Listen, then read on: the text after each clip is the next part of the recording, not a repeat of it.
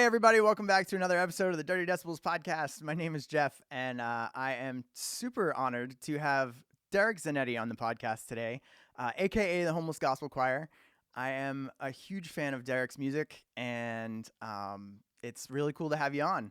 I'm Thanks really for happy being to be here. here. Thank you very much for having me. Yeah. I mean, we of course could talk for probably hours about your music and your art and all of the stuff that your band has been doing and you know the latest record releases and all that kind of stuff. But you've been doing a lot lately in the podcast world talking about music collecting and collecting music, and you have, I have to say, like one of the most astounding music collections I've ever seen in my life. just just floor to ceiling cassettes. Um, and so I'm hoping to get into this a little bit about your history with music collecting and your vibes with it. How when did that room start? Or not that room specifically, but everything that's in that room. Like, where did that come from? Well, there's been so many different incarnations of it. I had a very small record collection that I had whenever I was a teenager and into young 20s that disappeared over a breakup that I was like, I'm leaving, and I'm leaving all my stuff too. Oof. Yeah. And I lost a few records there, and then moving around, and most of the things that I would take whenever I would move, I really wouldn't have very many things, but I would have my records. In 2000 and 2015, 2014 maybe, we had a flood at our house, Ooh. and my records used to be downstairs. Yeah. And there was a pipe that burst in the ceiling and flooded our whole downstairs, and I lost about 80% of my record collection then. Oh, that um, sucks. and that was all the super big darling records too, like the ones that you super search for, and records that were pretty rare in my estimation. And I just had to get rid of them. I mean, they're completely waterlogged and Yeah.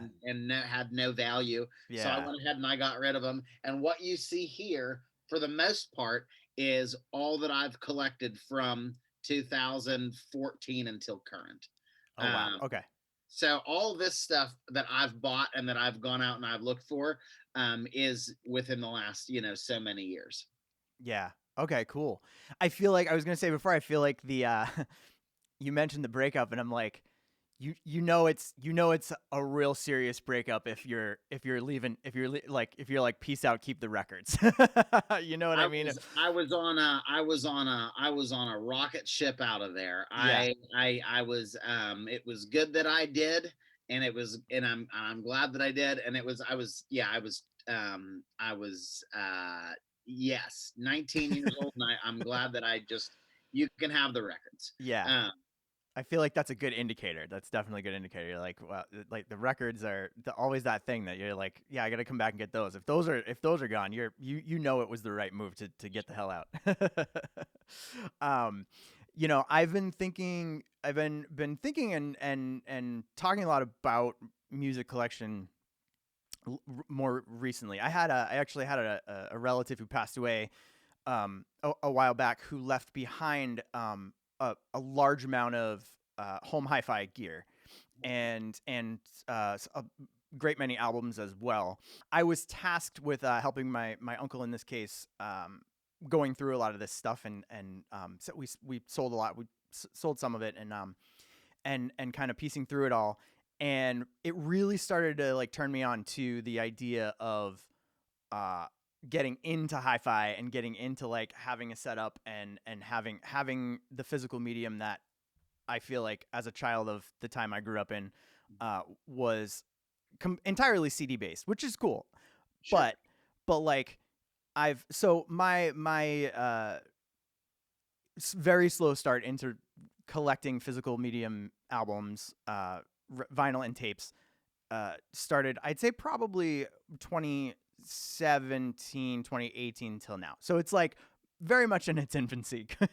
compared to yours a little bit. But I was talking to somebody recently about tapes, and it's like I'm not listening to a tape because of the quality. I'm listening to a tape because there's something awesome about opening a tape and putting it in the player and pressing play, right? Mhm. Like I just There can be really great quality cassettes though, there and can be, I like that. I think as technology has progressed and as we figured out cleaner ways to record them, like there's some records that I buy now on cassette because I just love how it looks on the wall. And I yeah, like the fact that you can get a whole album for $8. And yes, it's really, I think the cassette, in my humble opinion, is like the working class blue collar out. Like I collect records, and most of these that I got, I paid $1 or $2 for. Like yeah, I mean, I just love the hunt of it. I love to go to the flea market. I love to go to the thrift store. Now, certainly some records in my collection that are much more rare, I've had to pay money for, or I've had to trade for, or I've had to, try and finagle my way into. Um, but yeah, most of them I got like, at a punk show for $5, or right, I'd find at a punk rock flea market. One of my favorite finds is I went to a punk rock flea market right here in Pittsburgh, and I found a copy of the Beach Boys' "Smiley Smile" hmm on cassette, which is like one of my golden nuggets. Like if I ever found this in the wild, my mind would explode. And I yeah. did. But yeah, I think maybe I was buying a whole bunch of cassette tapes before it got to be super duper hyper popular. And not to say that I did it before it was cool, but I did. And yeah, I was getting a whole bunch of them for really really cheap. I feel like the thing with tapes too is that you can collect them. Yes, they are becoming kind of trendy now, I guess you could Yeah. say. But I feel like Taylor Swift put out a cassette tape. Period. yeah, It's huge. Taylor Swift put out a cassette tape. It's a wrap. She put one out. There's, it's it's no toast. longer toast. Yeah, exactly. No, I mean, what I was gonna say is that I think the vinyl definitely like vinyl has become like it went from like okay nobody wanted vinyl to like ultra hipster snob, Mhm. in the vinyl world, like collecting all these rare albums and snobbing about vinyl and having the perfect turntable Mhm. and all this kind of stuff. And I was gonna say that like at least tapes are like lagging behind that a little bit. Like you can still like grab um uh uh tapes kind of readily without like having to be a snob about it. I don't know. So I distinctly remember the hunt of like there's an album out there that's on CD that's like $17 or $18 or 16 or even $15, but there's a cassette version of it that's like $7, and I would you would have to go for like if I had some uh $10 birthday gift or something like that, like that's where I would go. So for me, I guess my hunt or my start in trying to hunt for tapes and stuff like that has been largely nostalgic as opposed to Sure. maybe having a golden nugget that I haven't really found yet. Mhm. Um, and so the first record that I had on cassette tape was Jagged Little Pill, which somebody gave to me. A babysitter at the time had actually like give. She used to play it in her car, and I loved it, and so she left it with me to like listen to, and then wound up not being the babysitter anymore, and I kept it. So that was my first tape that I ever had. So that was like number one find later on when I was like, I need to go back and get all the cassettes that I had when I was a kid. So what was your first? I'm curious what your first one was. My first cassette tape. Like your first cassette the first album you ever had on cassette. I don't know if you still own it now or if it's a Now, golden nugget for you to find, but sure. what's your first one? So another reason why I love to collect music is that when I was a kid, I wasn't allowed to. My parents were very conservative Christian, like right wing evangelical Christians, Hmm and like we weren't allowed to listen to the radio or have like certain type of music. So like I wasn't allowed to have it. So I think now as an adult, like my affinity to punk rock is because of how dangerous it was made to look whenever I was a kid and how illegal it was. So of Yeah. course, if my parents say that it's bad, it has to be the coolest thing ever. And it Yeah. was. Yeah. Um, but my first cassette tape, I remember getting a band called DC Talk. Do you know who DC Talk is? No, DC I Talk is a don't.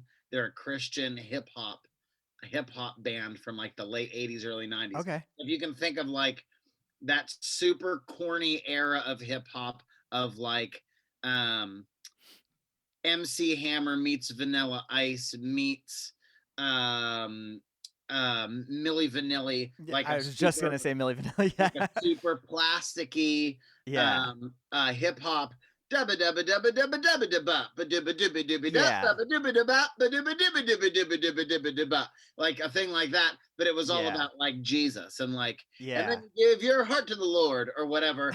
And that was my first cassette tape, and I got that for my birthday when I was about 10. Okay. My parents knew at the time that I was interested in music, but there was not, they weren't giving me anything that I liked. They were, giving me like, some Christian thing, and I just wasn't having it.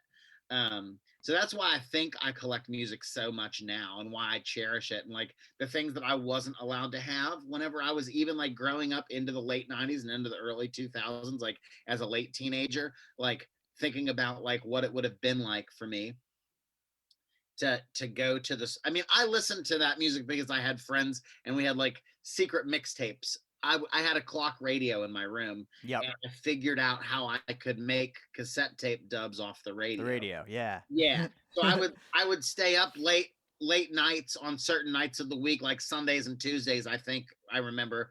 Um, and they would have like, the from the beyond radio show, and they were playing like really obscure out there bands like Bad Religion, and like super obscure bands like AFI, or whatever it happened to be. And Yeah. for mainstream radio to offer like a weirdo punk, you know Right. even marketable punk station, was very appealing. And I mean, I remember listening to that and finding like, Soundgarden and Metallica and Sublime even, and Right. things of that, as long as it was alternative and it came on the radio, I was into it. Like, I didn't know that there were different genres, really. I didn't know anything about that. I just knew that like, this is what people, they play this often, so a lot of people must like it, and if a lot of people must like it, it must be good. And that was just my thinking, that as a 12-year-old. So I was just like making those cassette tape mixes so that whenever it was time to talk about punk rock, or it was time to talk about Nirvana at school, I had like some material to talk about. Because otherwise all my friends are talking about like, did you hear the new Nirvana record? And I'm there like, what's Nirvana? Right. And like, everyone knows in 1994, everybody knows who Nirvana is, Right. Right. but I didn't. Like, I Yeah. was like, what do you mean? It's the biggest cultural thing to ever happen. What do you Right. mean you don't know about it? Like, Yeah. so like for me, like the idea of having the music and like being able to choose it for myself is like a super empowering thing that like Yeah. I have just carried into adulthood. That like, Yeah. if I have extra money, when I do have it, I think about the things that bring me like an immense amount of joy. And like sitting down with an album and like looking at the liner notes and the fucking cover and all the art that goes in with it. And like sometimes there's a zine on the inside of it. Right. Sometimes there's like a really cool screen print on the inside of it, or like a cool poster or something. Like, I love the record. Like, I love to have it. And Yeah. not just the songs that made the radio either, like all the songs that are in the middle too.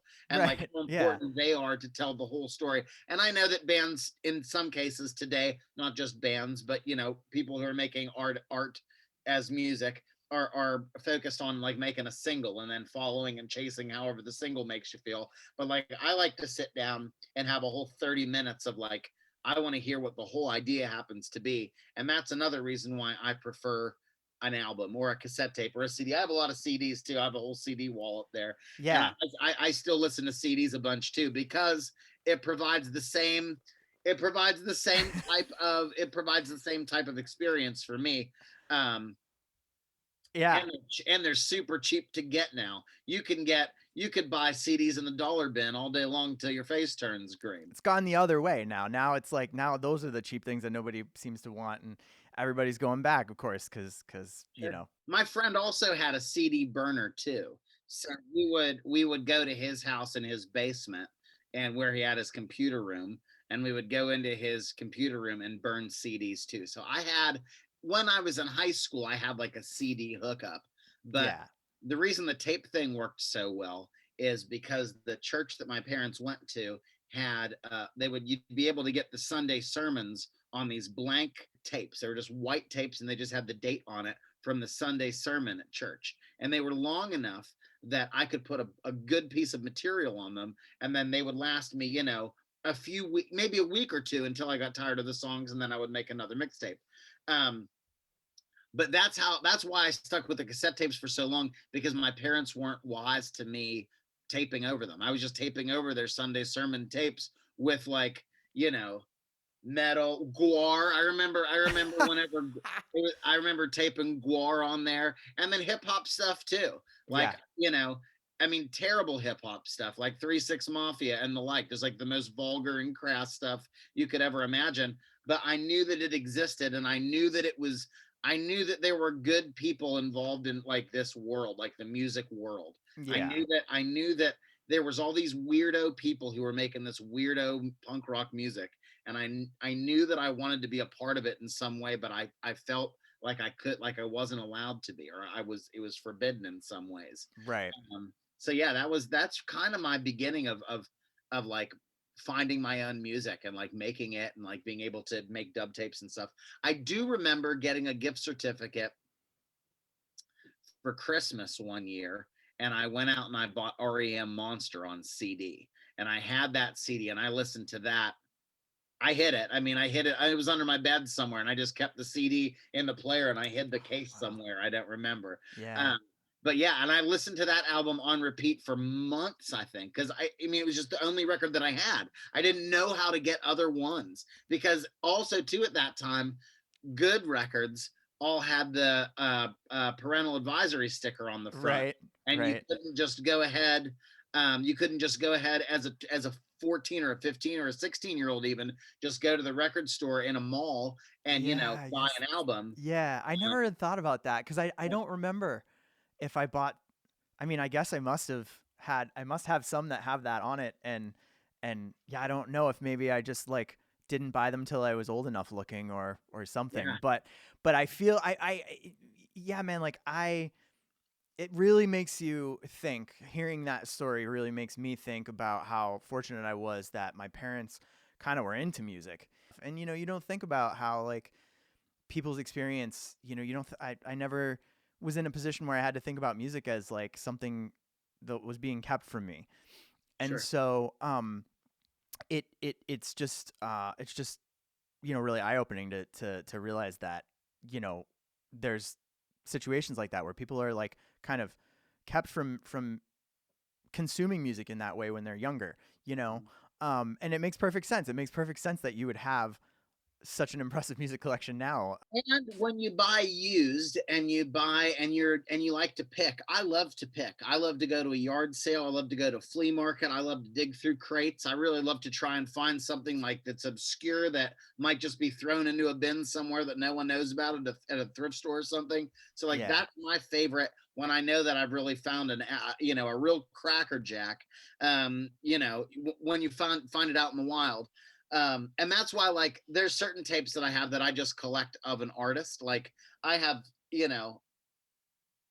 a number of the same Dead Milkmen tape, because if I'm out in the wild, or I'm at, I don't know if y'all have half price books. Do you have half price books up there in Massachusetts? Is that an actual like store name? Yeah, it's like a chain I store. I don't think so. No, we have Savers up here.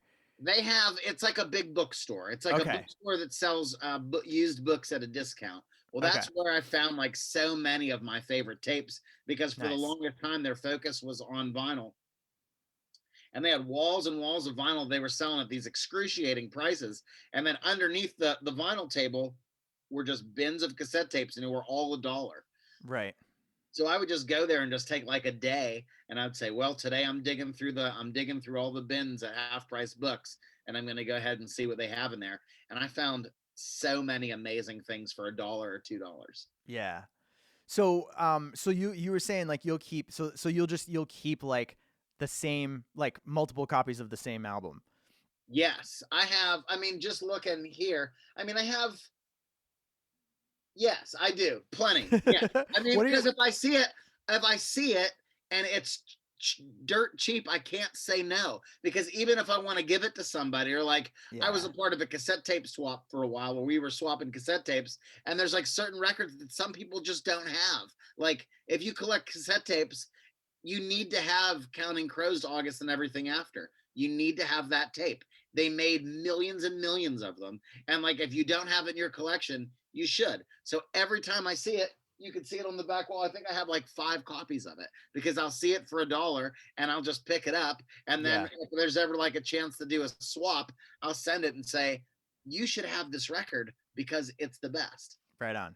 Right on. That's awesome, man. But there are Um, certain bands that I collect that I just want to have it. I mean, like They Might Be Giants. I'll buy a They Might Be Giants album that I already have, but I have no intention of getting rid of it, just because I just love everything about that band, and I want to collect all the weirdo stuff too. yeah, yeah. I definitely feel there's certain records that I feel like I want to have on vinyl, on tape, and on CD at least. At least I just want to have in the different formats. Cuz I feel like it's a mood thing too. Like sometimes I'm in the mood to listen to a CD. Sometimes I'm just in the mood to listen to a tape. I don't know. It's like, hey, I'm in a 1999 mood today, or I'm in a 2003 mood today. I don't know. Sure. I'm really lucky that I have an electrical outlet on my front porch.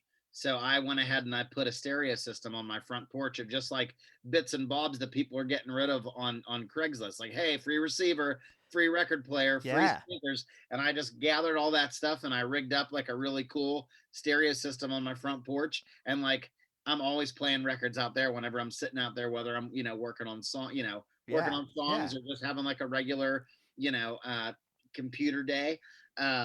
But in my office, I probably listen to cassettes. I like to make mixtapes, so that's what I do the most in here. Is I have a dual cassette tape mixer, so like I can just make like a mixtape, and then I'll go ahead and make a whole bunch of copies and send them out. Yeah, that's rad. I actually on the I wanted to ask you too about the actual see, because my thing is like I'm super into like as an audio guy and as an enthusiast of just like vintage tech and like actual components and hi-fi gear and stuff like that. Like a big part of it is that for me too. Like I'm just kind of into that stuff. So I always used to be like when I was a kid I had one of those little like red wagons, Mm-hmm. and I used to take that sometimes when neighbors or people in the neighborhood had yard sales when I was a kid. I was always after something electronic. I was always after a tape recorder or a VCR or like like I was always after something that you could plug in. Um, and definitely like probably almost burned the house down on more than one occasion finding old things that should not have been plugged in. But Yeah. but I think that's a huge part of it too, is just like getting into being an enthusiast of vintage tech, and it's like they go hand in hand. I don't know. Like you gotta have you can't you gotta have the stuff to play on it. You gotta have the stuff to like put it through its paces and like make sure it. My favorite record to test out like a vintage receiver with is Genesis's self-titled record. And Sure. again, I don't know why, but just the way it sounds, it's like Home by the Sea. That's my track. You know, you want to like test a They had a system, lot like of that's my money. track. They had a lot of money to make that record super duper fancy. And I mean, of course, on a big system, it'll probably sound just absolutely huge. I like to play ELO. I don't know if you listen to Electric Light Orchestra, I've but not really ever gotten into them very much, but they have some I pretty should. funky sounds with some pretty wide ranges. And I'll put on an ELO tape, just to check her out. Yeah, nice, nice. Um, what do you have? What would you say you have the most of?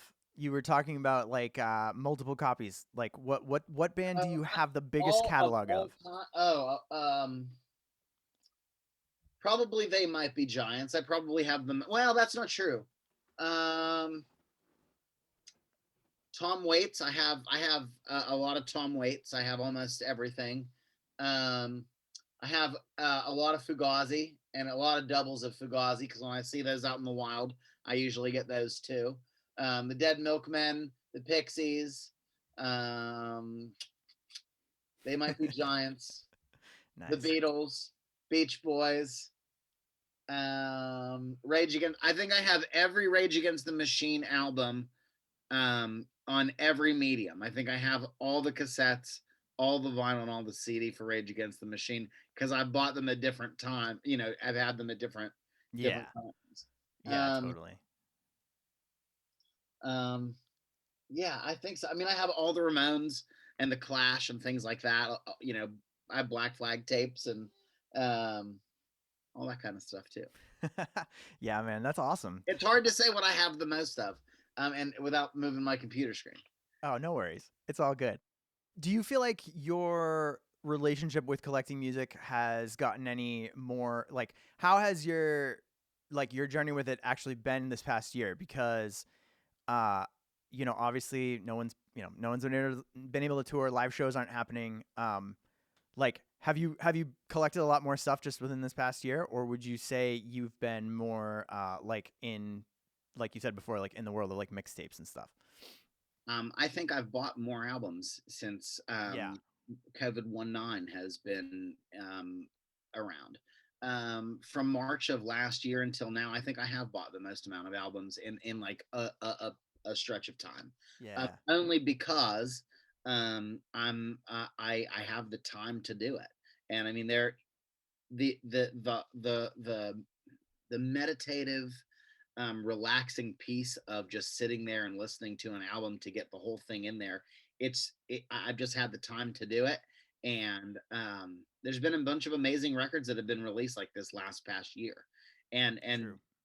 having the ability to just sit there and digest them as a whole piece of art has just been great. So yeah, I've definitely tried to be more for myself, just more conscientious about buying new music. Like this came out on Friday, I'm gonna buy it on Friday, and I'm gonna listen to it as like this is a brand new, fresh piece of art, and this is something that someone is saying right now, and how do I relate to that? You know, at this particular moment. So I've really enjoyed that process too. Yeah. I have a shelf. I'll show you. I have a shelf. Um, that's my shelf of all records that I got just this year. Nice. And some of those records are records that I have two separate. I have two separate. I have a divide. So there's the records that came out this year, and they're the records that I bought this year that didn't come out this year. Um, Okay. so at the end of the year, whenever I do my favorite albums of 2021, they're all there together. I know which ones I've listened to the most and which ones I liked the most and which ones I didn't like as much, and then I can come up with my album of the year list, which I only do for records that I've listened to. I don't do the album of the year based on like if it's a digital album on the internet. I don't. I have to have it. Um, Physically in your hand. yeah, Yeah. Yeah. that's how I do it anyway. I think I also have uh I think I probably also have bought more records this year within the span of a year than I really did in the past. Uh I think it just was a way to like hang on to something. You know, it was like just it's just been a way to like hey, not I feel like, there hasn't been a ton of releases that I was into, but even some older records that like didn't come out this year, but just were still available from different bands that like it's here, it's what's right in front of me, and it's like a way to keep supporting people, and it's a way to keep keep the relationship alive with whatever that artist is, whoever that artist is. And I want those bands to be around and have the finances to be able to tour whenever it's time to do so. And you know, if you like something, whether it's punk rock or organic fair trade coffee, or maybe you're into beard oil, or maybe you're into any type of comic books or any type of like subgenre of subculture. Yeah, if you really really like it and you want it to be around and you want it to you know flourish and thrive, support it. Yeah. Yeah, for sure. Um, I think that's the saving grace of music collecting in general, and I think I'm glad. I mean, yeah, it sucks that like we were saying before, the trendiness of stuff, and the trendiness of like Taylor Swift putting out a cassette and kind of ruining it for everybody else. But like I think I'm actually glad that there's been a turn towards physical medium collecting, and I think that's going to be kind of like a saving grace in a lot of ways, especially trying to get back running after this pandemic's over, Yeah. um, which is cool. In no way do I throw any shade to Taylor Swift on putting out a cassette. I'm just saying, like, the people who've been living under a cave, namingly me, who are like collecting this piece of dead media, thinking they're like under the radar, is you ain't under the radar anymore. Taylor Swift blew up your spot when they put out their record on tape. So, like, it's not like people don't know that people are listening to cassette tapes now. Once Taylor Swift has done it, everybody knows. Yeah, for sure. Just For saying out sure. loud. Just make sure I'm saying that out loud and in public. um so I guess we could talk a little bit about what's your CD game like? Well, most of the CDs that I have, I got from. Well, that's not true, not all of them, but Sal from Rebuilder had a sale on the internet where he said for $20 he'll fill a shoebox of his own CD collection and mail it to your house. And How the hell did I miss that? I had a spare $20, and I said, okay, I'll see that. I'll see that for you. And he sent me like a whole shoebox full of pretty cool CDs. But the newest, I mean, I only started to buy CDs again when over the last like 2 years probably, because our van has a CD player in it. And it was like, oh, if we're going to go out and play shows, we're going to listen to CDs in the van. So the CD player got installed in the van. I've been buying CDs for $1. I've just been finding. I'm like, oh, wait a second, I can own this album for $1. Of course I'm Yeah. gonna. Are And you a people die are you a diehard like organized packaging guy with CDs too? Like do you need to have the jewel case and the inserts? yeah, for sure. I mean, Okay. I have some I have some tapes that are just like rogue tapes, but they're only because they're super rare, and if you don't have the artwork, I'm not gonna go ahead and get rid of it. Like I have an original cassette tape of Minor Threats Out of Step on cassette, but it doesn't have the artwork to it. So I just have the cassette in a case, and I just labeled it Minor Threat tape. Right, But yeah. but yeah, Um yeah, I was out of state for a little while during all this and borrowed a friend's car. And it's the same car that she's had since we were in high school. Her car doesn't have any type of an aux, or a Bluetooth or anything like that. Just the CD player, literally just still the CD player. And it was a pleasure. It was a joy. It was like, she was like, you know what? She was like, have fun with the car for 2 weeks. She was like, I got to warn you, you can't play your phone in the car, but the same CD binder that I've had since we were in high school is still in the back. And there's like probably 50 CDs in there that you made me 15 years ago, or 17 years ago, or whatever it was. And it was so rad. It was so great to like go back through this catalog and be like, hey, yeah, I remember living in a world where like the CD binder was the front seat passenger most of the time. I And remember. I remember my friend. At the time, his name's Kenny. He would drive a handful of us to Votech school. So he'd get out of regular high school and drive to Votech school, and he had a huge binder. And I mean, in my mind, they were only Screeching Weasel CDs.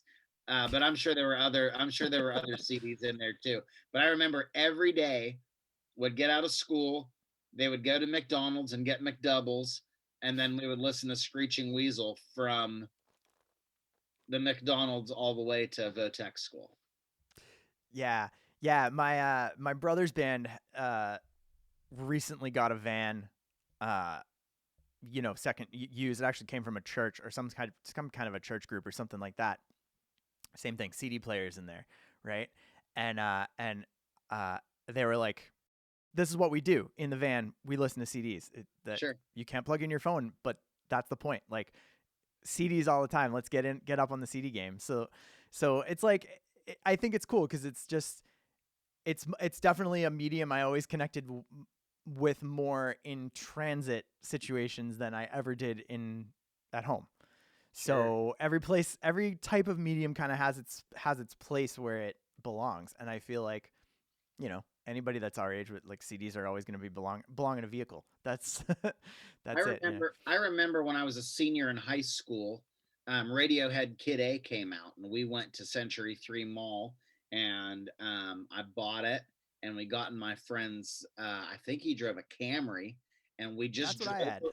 had. And we just drove around in like dreary Pittsburgh and just listened to Radiohead Kid A. And I didn't understand it at the time. I was like, I don't know the noises that they're making, but they are making me feel something. So we just listened to it over and over and over and over and over again. And like would stop, would get like would go to would go to a gas station and get a soda and talk about it. And like, I think we need to listen to it again. I was like, all right, let's go ahead and do it.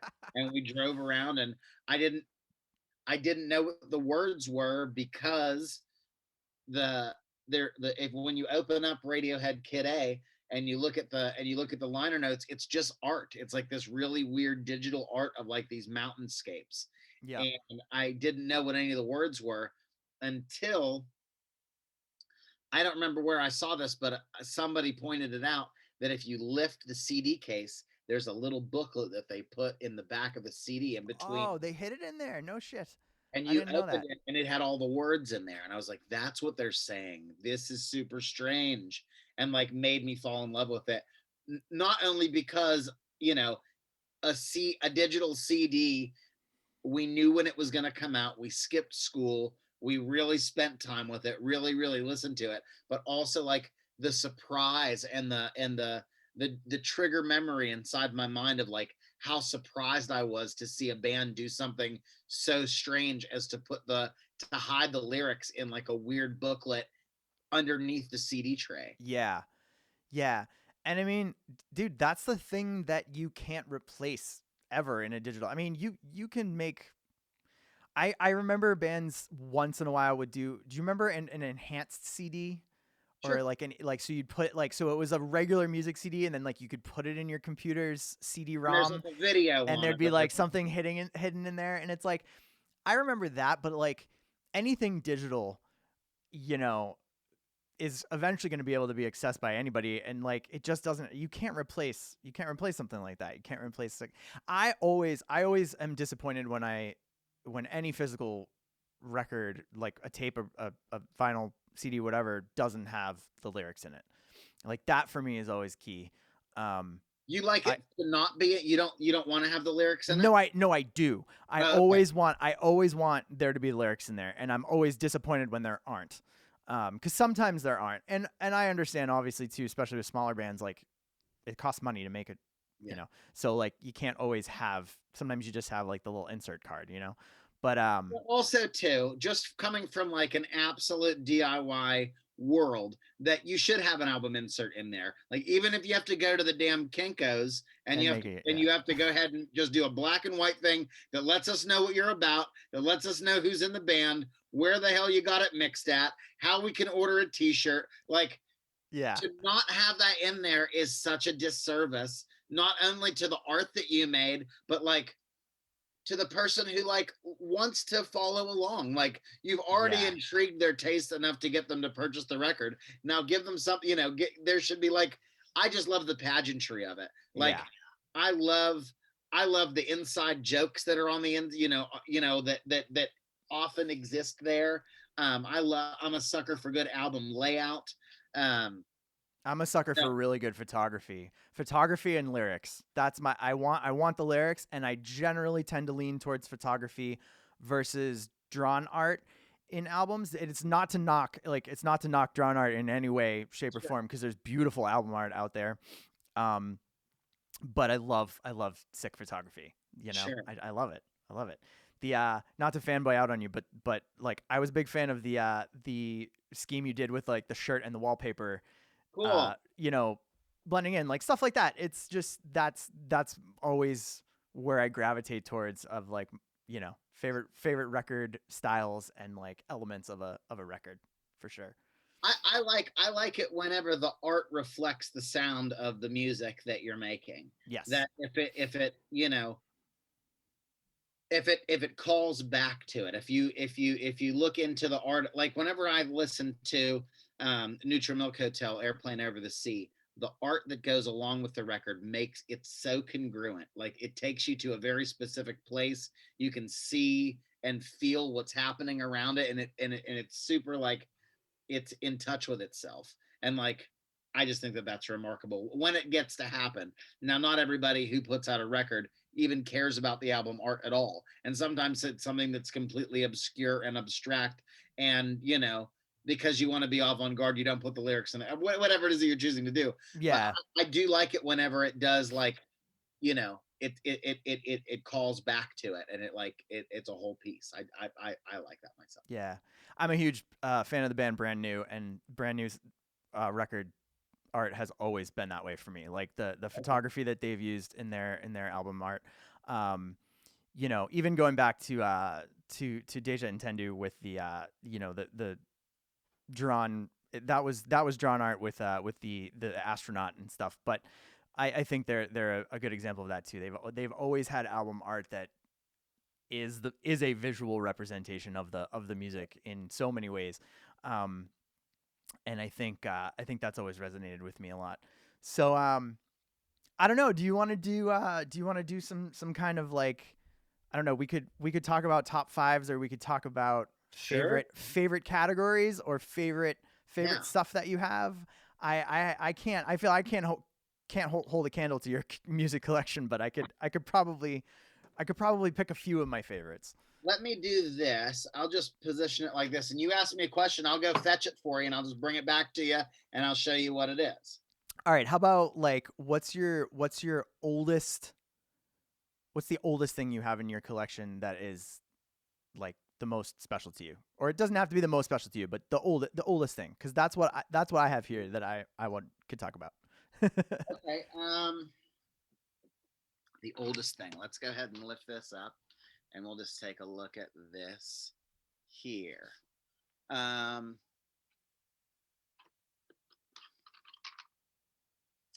this is 1964, but I have older Bob Dylan stuff. I have some Bob Dylan stuff that is from like the early 60s. I have some old Woody Guthrie albums that are pretty old. I guess I'll just stick with this and probably say Pet Sounds by the Beach Boys. Cool. That's Okay. probably that's probably whenever I start to collect a majority of the material that I have. Okay. Cool. Yeah. Um, I'd say mine is, I have this 45. Okay. It's a 45 single of Hot Sand and Venus by the Shocking Blue, Okay. and it was my mom's. It was, I think, the first thing I ever listened to on a record. It was in a crate full of records at my grandmother's house when I was a kid. Um, and she had one of those. She had this turntable that had a turntable on top, a cassette player in the front, and a radio in the front, Sure. like all built into one thing. It was so cool. And I remember listening. I remember listening to this on it, and it being one of the first times I like picked up a record and put it on. So that one's like one of my super favorites for sure. And I love that band. Shocking Blue is like definitely a band I was always into. Cool. Um, yeah, I don't know what else could we. What's your what do you like? What are you most proud of that you've got like your top fives of? Let me just go ahead and I'll just share with you some of the ones that I think are special. Yeah, Um, that's good. Go through your highlights. I do have a copy of Weezer Pinkerton on cassette tape and on vinyl and on CD. I have an original, uh, uh, cassette tape and a first edition pressing of it on vinyl too. Um, Let me see. Fun stories. Okay, this is a cool. I have a sealed copy of Frank Black's Teenager of the Year, which is one of my faves. Um, here is here's that copy of the Beach Boys Smiley Smile on cassette that I told you about that I've only seen one of that I That's pretty have. cool. Bum, bum, bum, bum, bum. I have a ton of They Might Be Giants and Devo. Um, Let me see. Oh, I love this tape. I played this so many times. I listened to Rage Against the Machine Battle of Los Angeles so many times when it came out. Okay, this is a funny story about this tape here in particular. Um, this is a copy of Nas Illmatic on cassette tape. There's the parental advisory sticker right there Yeah, in the front. yeah. Um, I got that cassette tape out of a yard sale, not a yard sale, M&M Munster Mall in Johnstown, Pennsylvania. This guy just goes and buys like has just like lots and lots of well, he buys dead people stuff. So if your grandma dies, Like estate sales and he goes into your house and takes out all the junk and then sells it in his junk store. Garden hoses yeah. and VHS tapes and an ottoman and you know anything, you know, I love pots and it. pans, the whole I bit. love it. And Yes. I found that cassette tape for a quarter just sitting on the top of a pile, and I was like, wow, that's crazy. I never, yeah, for 25 cents, I feel like I hit the lottery. Um, let I me think I have to come down to your area to go thrift shopping, man. It sounds like you've got a better selection down there. I mean, we certainly have thrift stores up here, but sure. sometimes real good shit's hard to come by up here. We got like I have just I have a Japanese release of Radiohead Kid A on cassette tape. That's one of my hidden jewels that I'm glad that I have. Um, I have a whole bunch of Bad Religion tapes. Rancid, Out Come the Wolves. Everybody loves that album. solid album. I have Operation Ivy. Everybody loves Operation Ivy. Oh, okay. This is a super old one for me. It's not the oldest tape in my collection, but the one that I probably had the longest. This is MXPX Oh, Let It Happen cassette tape. dude, I Um, haven't thought about that band in so long. That's so funny. that was That's rad. that was a super important band for me whenever I was in high school. Um, I definitely have a CDR of that band. this is a radio promo of the first That Dog album. It's super duper good. That's a great record.